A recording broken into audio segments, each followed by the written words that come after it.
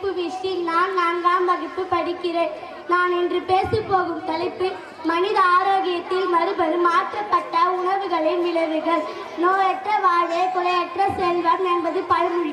ஆனால் இன்று குறைவற்ற செல்வத்தை மட்டும் வைத்துக் கொண்டு குறையா நோயை மட்டுமே வைத்து உள்ளோம். உடல் ஆரோக்கியம் தான் எல்லா செயலும் சிறந்தது. நோயற்ற வாழ்வை வாழ உணவு மிகவும் முக்கியம். எனவே மனிதர்களாகிய நாம் உணவிற்கு அதிக முக்கியம் கொடுக்க வேண்டும். உணவே மருந்து, மருந்தே உணவு என்று நம் முன்னோர் கூறி வாழ்கிறார். ஆனால் இன்று மருந்தே உணவு என மாற்றி மாத்திரை மருந்து உண்டு வாழ்கின்றோம்.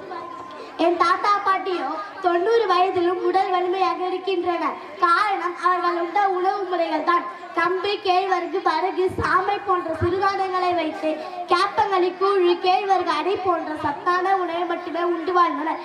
காலை முதல் இரவு வரை இந்த சத்தான உணவை மட்டுமே உண்டு வாழ்ந்தனர் எங்களை போன்ற குழந்தைகளை.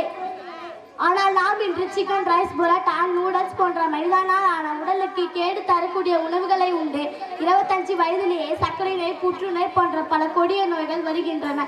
எங்களை போன்ற குழந்தைகளை அந்த உணவு உண்பத்தால் கேடுதல் அதிகமாக இருக்கின்றன. அதனால் நாம் பாரம்பரிய உணவை மீண்ட அதனை அனைவரும் உண்டு உடல் நலந்தோடு வாழ்வோம். மருந்தென வேண்டாமம் யாக்கைக்கு அருந்தியது அற்றது போற்றி நுனி என உட்பாட்டன் வள்ளுவர் கூறியுள்ளார். அதாவது உடலுக்கு எது பொருத்தமான உணவு அதை உண்பத்தால் நாம் நெடுநாள் எந்த நோயும் இன்று வாழலாம் என்று வள்ளுவர் கூறியதோடு நானும் சேர்ந்து கூறுகிறேன். நல்லதை உண்போம், உடல் நலமுடன் வாழ்வோம். நன்றி, வணக்கம்.